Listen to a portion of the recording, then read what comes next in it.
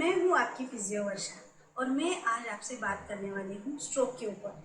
मैंने already 2 videos बनाए हैं जिसमें मैंने एक्सप्लेन किया है आपको कौन सी एक्सरसाइज करनी चाहिए, कौन सी स्टेज में कौन सी एक्सरसाइज करनी चाहिए और उसको कैसे आपको प्रोग्रेस करना चाहिए। उसके लिए आप मेरे वो वीडियोस देख सकते हैं। लेकिन आज का ये वीडियो मैंने वो बेसिक चीज़ों के लिए बनाया है जो बहुत सारे लोगों को पता नहीं होता और डॉक्टर भी ये बातों पे ज़्यादा स्ट्रेस नहीं करते और इससे रिकवरी पे बहुत ज़्यादा इम्पैक्ट होता है। बहुत सारे कॉम्प्लिकेशंस आ जाते हैं जिनको हम टाल सकते हैं अगर ये बेसिक चीज़ों का हम ध्यान रखेंगे। जैसे कि अगर आपको वेट लॉस करना है, आप बहुत सारी एक्सरसाइज कर रहे हैं लेकिन इसके साथ आप डाइट फॉलो नहीं कर रहे, तो आपकी रिकवरी स्लो हो जाएगी या फिर रुक जाएगी। सेम वे अगर आप फिजियोथेरेपी एक्सरसाइजेस अच्छे से कर रहे हैं, मेडिसिन ले रहे हैं, लेकिन इसके साथ ये बातों का भी ध्यान रख रहे हैं, तो बहुत सारे कॉम्प्लिकेशंस आप टाल सकते हैं।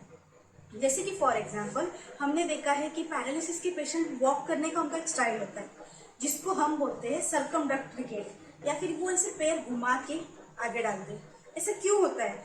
क्योंकि उनके कई सारे मसल टाइट हो जाते हैं, कई सारे मसल वीक हो जाते हैं और उसका one of the reason is continuously वो बेड पे जब सोते हैं तो एक टिपिकल पोजीशन में सोते हैं और ऑटोमेटिकली वो टाइटनेस आ जाता है। और जब वो स्टेज में चले जाते हैं जब उनको हम चला सकते हैं तब उनका ये चलने को करेक्ट करना डिफिकल्ट हो जाता है।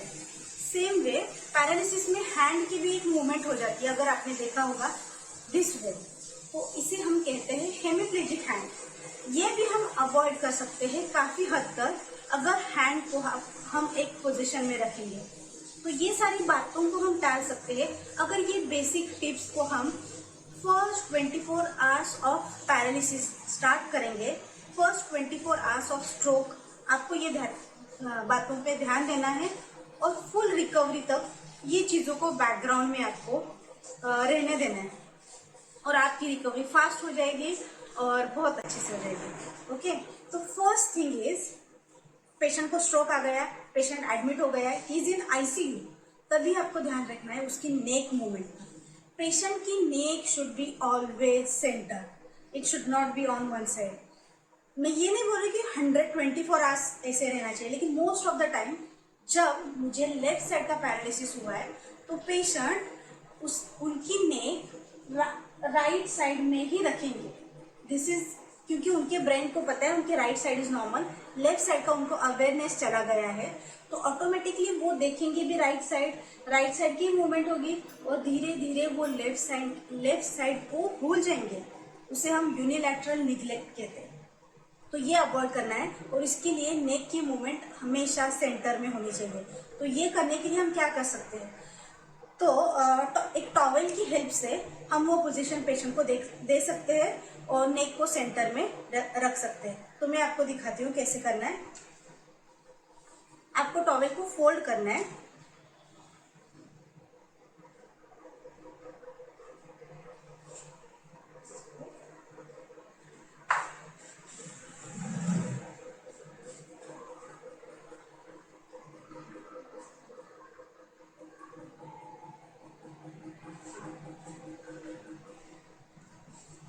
पेशेंट के गर्दन के नीचे टॉवेल को रख के अभी हमको उसको रोल करना है, लेकिन ध्यान रखना है कि वो अंदर की साइड से रोल हो।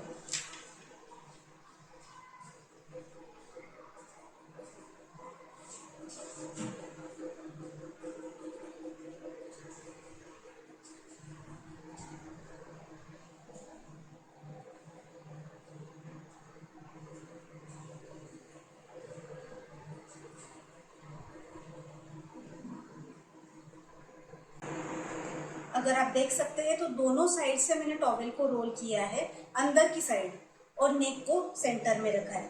तो ये पोजीशन को मैं ये नहीं कह रही हूँ कि आपको 24 आवर्स रखना है, बीच बीच में हमें ये साइड वो साइड पेशेंट की नेक को मूव करना है। तो सेकेंड प्रिंसिपल मेरा आता है connected to neck movement. Same way कि नेक को सेंटर में रखने के लिए और हम क्या कर सकते हैं? तो अगर पेशेंट को लेफ्ट साइड को पैरालिसिस हुआ है, पेशेंट की पैरालिसिस वाली side always should be out. तो उससे हेल्प क्या होगा? फर्स्ट जो भी रिलेटिव्स आएंगे, जो भी हम मिलेंगे, हम उनको उनके पैरालिसिस वाली साइड से मिलेंगे, उनको लेफ्ट साइड से मिलेंगे। इससे क्या होगा, वो ये साइड देखेंगे, उनकी नेक ज्यादातर लेफ्ट साइड मूव होगी।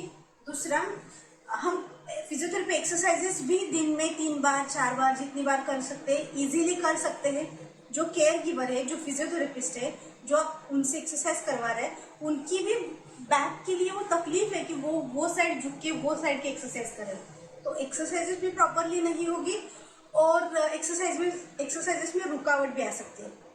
तो it is always better patient की पैरालिसिस वाली साइड आउटसाइड होनी चाहिए। जो भी आप खाना दे रहे हैं, उनसे बात कर रहे हैं, उनको कुछ दिखा रहे हैं, every time he will move his neck to paralytic side and which is very good for his recovery.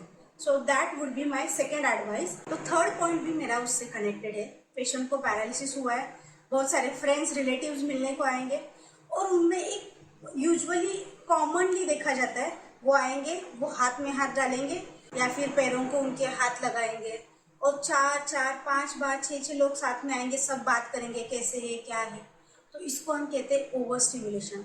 तो पैरालिसिस के केस में हमें ओवर स्टिमुलेशन को अवॉइड करना है कंप्लीटली, और स्पेशली उनका हैंड, ये पाल्मार एरिया और फुट का planter area, this side of the foot, और ये चीज़ों को ज़्यादा हाथ लगाना ही नहीं है। उसको जब हम स्ट्रोक करते हैं तो ब्रेन के लिए वो स्टिमुलेशन जाता है और ब्रेन टाइटनेस में चला जाता है, वो ऐसा करता है और हमें क्या लगता है, हाँ हिल रहा है, हाथ हिल रहा है, पैर हिल रहा है, which is a good sign. तो उससे कोई फर्क नहीं पड़ता, बिकॉज पैसिवली आपका ब्रेन रिफ्लेक्सिवली ये मूवमेंट कर रहा है, उनकी ग्रोथ या रिकवरी पे कोई फर्क नहीं पड़ने वाला है। तो अवॉइड कीजिए। जब भी मिलने के लिए आते हैं, शांति से एक बार बात कीजिए। और ओवर स्टिमुलेशन अलग अलग बातों का हो सकता है। उनको sensory, this is called as sensory over stimulation. बहुत सारे लोग बात करेंगे तो that is also auditory over stimulation. ये बोल रहे इधर देखो, वो बोल रहे इधर देखो। और बहुत सारे रिलेटिव्स तो ऐसे होते हैं कि वो बोलते हैं थोड़ा हाथ हिला के दिखाइए, थोड़ा हिलता है क्या, ट्राई कीजिए। So this is completely wrong, because patient is already in pain, is already in sadness. उसमें हम उनको दिखा रहे हैं कि you are not able to do this, आपको ये नहीं आ रहा है, तो पेशेंट के लिए ये अच्छी बात नहीं है। ओके, एक्सरसाइज के टाइम फिजियोथेरेपिस्ट या फिर जो एक्सरसाइज करवा रहे हैं उनका कहना अलग है, लेकिन ऐसे ही कोई भी रिलेटिव आ रहे हैं, उनको ये करके दिखाओ, वो करके दिखाओ, ट्राई करो, इसको अवॉइड करना है। तो इसको भी आप ध्यान दीजिए। ये हो गया हमारा थर्ड पॉइंट। तो फोर्थ पॉइंट है एक्टिव मूवमेंट को ज़्यादा से ज़्यादा एनकरेज करना, and this is very very very important, जो आपको एंड तक ध्यान रखना है। अभी पेशेंट विद इन 24 आवर्स से आईसीयू में है, उनको कुछ होश नहीं है सपोज, तो आप उनकी पैसिवली एक्सरसाइज कीजिए। जैसे मैंने बोला है, हाथ को ऊपर नीचे, जो भी एक्सरसाइजेस मैंने बोले वो आप कीजिए, जिससे उनको टाइटनेस नहीं आएगा या फिर स्किन की ब्लड सर्कुलेशन अच्छे से मेंटेन रहेगा, मसल फ्लेक्सिबिलिटी रहेगी और उसकी अलग एडवांटेजेस है। लेकिन अभी पेशेंट होश में है, वो लेकिन ड्राउजी है, मोस्ट ऑफ द टाइम वो सो रहे हैं और बीच बीच में उठ रहे हैं। ऐसी कंडीशन में आपको एक्सरसाइज करते वक्त ज़्यादा से ज़्यादा एक्टिवली पेशेंट कैसे इन्वॉल्व हो सके, इस पे ध्यान देना है, और इसका बहुत ज़्यादा इम्पैक्ट है। आप हाथ को हिला रहे 100 टाइम्स, कुछ भी फायदा नहीं होने वाला। बेसिक फायदा होने वाला है, जैसे फ्लेक्सिबिलिटी रहेगी, ब्लड सर्कुलेशन रहेगा एंड ऑल दो स्टफ, बट उनके ब्रेन के लिए वो सिग्नल नहीं जा रहा है, because he is not attending. तो आपको ध्यान रखना है, जब पेशेंट इज अवेक, वो कंप्लीटली अच्छे तरह से एक्टिव है, तभी आपको एक्सरसाइज करनी है उनके साथ, और उनको बोलना है कि आप ट्राई कीजिए, आप देखिए आपके हाथ को, देखिए कैसे मूव हो रहा है। इफ ही सेइंग कि आई कांट मूव इट, तो बताइए कि ठीक है एटलीस्ट आप ट्राई कीजिए, आप देखिए उसकी तरफ। अगर वो देखेंगे भी तो भी बहुत ज़्यादा असर पड़ता है। और दूसरी बात यहाँ भी मैं बोलूँगी, जब आप उनसे एक्सरसाइज करवा रहे हैं तो ध्यान दीजिए कि वहाँ और ज़्यादा लोग ना हो, ताकि उनको ओवर स्टिमुलेशन ना मिले। तो एक जन बात कीजिए अच्छे से, loudly, clearly, in a simple way आपको बात करनी है। जैसे कि पापा, आपको हाथ को उठाना है, उठाइए, आपको 10 बार करना है, नीचे लीजिए। आपको ज़्यादा कॉम्प्लेक्स नहीं करना है, कोई इधर बात कर रहा है, कोई उधर बात कर रहा है और आप उधर बैठ के काउंट कर रहे हैं, कीजिए, वो ध्यान नहीं देंगे, because he is in drowsy state. तो वो भी आप ध्यान दीजिए। नेक्स्ट उससे ही कनेक्टेड है, फोकस ऑन डेली एक्टिविटीज।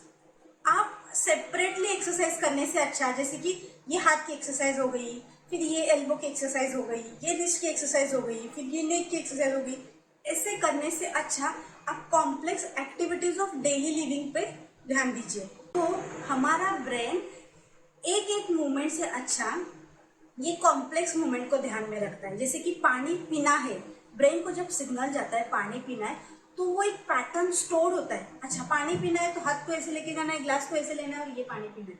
मैं आपको बात करूँ कि रोजमर्रा की हमारी जो एक्टिविटीज है वो हमारे ब्रेन में ऑलरेडी स्टोर्ड है, तो उसको ही आप यूज कीजिए। तो उनको बोलना है चलिए पानी पीते हैं, और उनको पानी पिलाने से अच्छा उनके हाथ में ग्लास दीजिए, आप ऊपर से उनको पकड़िए और उनको पानी पिलाइए। तो ये एक्शन आप 10 बार करेंगे तो ब्रेन को पैटर्न पता है, वो पैटर्न स्टिमुलेट हो जाएगा। ऐसी बहुत सारे एक्टिविटी आप दिमाग लगा के यूज कर सकते हैं। तो और क्या एक्टिविटी हो सकते हैं, जैसे कि टॉवेल को फोल्ड करना, आप उनको दीजिए और बस ट्राई करने के लिए बोलिए, आप उनको हेल्प कीजिए। तो this is one of the thing. Comb करना, ब्रश करना, बटन लगाने को ट्राई करना, स्लीव्स पहनना, और क्या डेली एक्टिविटीज हो सकते हैं आप मुझे बताइए कमेंट सेक्शन में, और कौन सी डेली एक्टिविटीज में हम स्ट्रोक के पेशेंट में यूज कर सकते हैं। ओके, तो इसके साथ मेरा आता है next point, and that is over pampering. हमें पता है stroke is very disheartening. Patient का फिजिकल से ज़्यादा इमोशनली और मेंटल ब्रेकडाउन होता है, और एज उनके किड्स या फिर पेरेंट्स बहुत ज़्यादा सफ़र करते हैं, और हमें लगता है हम ज़्यादा से ज़्यादा उनको हेल्प करें, जल्दी से जल्दी उनको रिकवर करें, और इसके लिए हम जो हो सकता है करने के लिए तैयार होते हैं। जैसे कि उनको उठना है तो 2 लोग आएंगे, एक इधर से पकड़ने के लिए, एक उधर से पकड़ने के लिए, उनको उठ के बैठाएंगे। उनको कुछ खाना है तो आप आराम से बैठिए, हम आपको खिलाएंगे, फिर स्पून लेके आएंगे और उनको फीडिंग करनी। तो ये आपका प्यार है, लेकिन this is not good for your patient. तो over pampering should be avoided. अगर आपको आपके पेशेंट को जल्दी से जल्दी रिकवर करना है, अगर आपको उनके ब्रेन को ज़्यादा से ज़्यादा स्टिमुलेट करना है, तो उनको इंडिपेंडेंट बनाइए। उनको बोलिए कि खाना खाना है, this is your spoon, this is your plate, and he has active right hand. तो राइट हैंड की हेल्प से वो बहुत सारे एक्टिविटी कर सकते हैं, और लेफ्ट हैंड से आप उनको हेल्प कीजिए। आई नो कि वो नहीं कर सकते, लेकिन at least you can try, and then आप उनको हेल्प करके उनके ही हाथ से आप उनको फीड कर सकते हैं। ओवर पैम्परिंग मत कीजिए। उनको चलना है, उनको ट्राई करने दीजिए, आप सपोर्ट दीजिए। उनको उठना है, आप बोलिए उठिए, ट्राई कीजिए, मैं आपको हेल्प करूँगी, मैं आपको गिरने नहीं दूंगी, लेट हिम डू इट। और इसका बहुत बहुत बहुत ज़्यादा इम्पैक्ट होने वाला है, और आपके पेशेंट बहुत जल्दी इंडिपेंडेंट हो जाएंगे। तो अगर आप उनसे प्यार करते हैं तो ओवर पैम्परिंग ना कीजिए, और उनको इंडिपेंडेंट बनाइए। That will be my next point. और अभी मैं आपको बात करूंगी बाय मैनुअल एक्टिविटीज। तो इवन इफ उनका एक साइड पैरालिसिस है, लेकिन हमको पेशेंट को एज अ होल देखना है। अभी मैंने जैसे बोला, एक्टिविटीज ऑफ डेली लिविंग पे ध्यान दीजिए, एक एक सिंगल मूवमेंट से अच्छा। सेम मैं बोलूंगी, इसको ही हम बाय मैनुअल एक्टिविटीज कहते हैं। एक एक सिंगल हाथ, ये हाथ वीक है, ये हाथ पैरालाइज है, तो ये हाथ की एक्सरसाइज करने से अच्छा दोनों हाथ मिला के जो एक्टिविटीज हम डेली लिविंग में करते हैं वो कीजिए। तो ये हाथ नॉर्मल तरीके से करेगा, ये हाथ वीक है, उसको नहीं आएगा, लेकिन वो बाय मैनुअल एक्टिविटीज ब्रेन में स्टोर होते हैं, और उससे दोनों ब्रेन को कनेक्ट करने वाला जो पार्ट है, वो पार्ट बाय मैनुअल एक्टिविटीज को हैंडल करता है। वो आपकी रिकवरी में बहुत हेल्प करेगा। जैसे कि मैंने एग्जांपल दिया, कपड़े फोल्ड करना। जब वो कपड़े फोल्ड करेंगे तो वो एक ही हाथ से नहीं कर सकते, वो दोनों हाथ की यूज से करेंगे, दोनों हाथ से खींचेंगे, फिर फोल्ड करेंगे। तो ऐसे टाइप ऑफ एक्सरसाइज को आपको प्रमोट करना है। और अभी उसके साथ मेरा लास्ट पॉइंट आता है, वो है शोल्डर का। तो with in 24 hours, first 24 hours से आपका पेशेंट सो गया है, और उनको जब भी आपको उठाना है, उनको टर्न करना है, उनका डायपर चेंज करना है, आपको उनके शोल्डर पे बहुत ज़्यादा ध्यान देना है। बहुत सारे टाइम हम क्या करते हैं, शोल्डर का पकड़ के उठाते हैं, फिर उनको खिलाते हैं, फिर कोई भी आता है शोल्डर को कपड़े डालने के लिए शोल्डर को खींचते हैं। आप ध्यान दीजिए, उनका शोल्डर वीक है, वो सपोर्टिंग मसल्स ने गिव अप कर दिया है, तो शोल्डर डिसलोकेशन के चांसेस बहुत ज़्यादा होते हैं और shoulder pain is a worst pain. और एक बार पेशेंट को शोल्डर पेन हो गया तो फिर बाकी एक्सरसाइज करना आप भूल ही जाओ। वो इतना सीवियर हो जाता है कि फिर आप आगे आपकी रिकवरी उधर ही स्टॉप हो जाएगी। आपको ध्यान देना है, शोल्डर को ऐसे हाथ को पकड़ के खींचना शुड बी अवॉइडेड। इधर एक्सिला में इधर आप हाथ रखिए, एक हाथ नेक के नीचे डालिए, फिर आप उनको उठाइए बिठाइए। मैं एक सेपरेट वीडियो बनाऊंगी जिसमें मैं आपको दिखाऊंगी कि पेशेंट को रोल कैसे करते हैं, पेशेंट को सोए हुए पेशेंट को उठ के कैसे बिठाते हैं, बैठे हुए पेशेंट को कैसे उठाते हैं, और what is the ideal method of doing all this things, जिससे पेशेंट की रिकवरी में अच्छे से फर्क पड़ेगा और पेशेंट को हार्म नहीं होगा।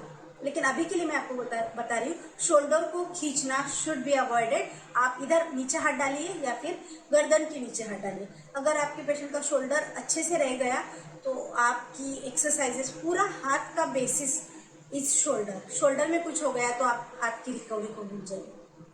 ओके, तो मैं आपको बताती हूँ।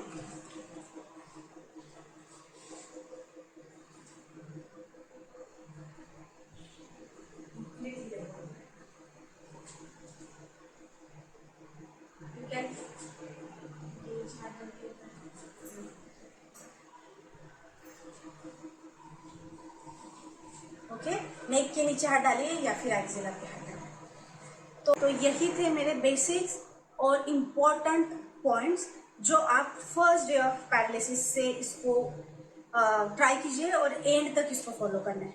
Okay, so let me know, अगर कोई भी डाउट है, किसी में भी कोई कंफ्यूजन है तो मुझे बताइए in comment section. I will try an answer.